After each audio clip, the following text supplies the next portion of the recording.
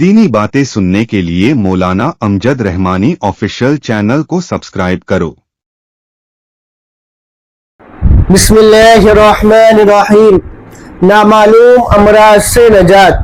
اگر کوئی شخص بیمار رہتا ہے اور مختلف امراض سے گھیر رکھا ہے اور سر چکراتا ہے، علاج پر علاج ہو رہا ہے لیکن فائدہ نہیں ہو رہا ہے، تو اس کے لیے عمل بہت مجرب اور تیر بہدف ہے۔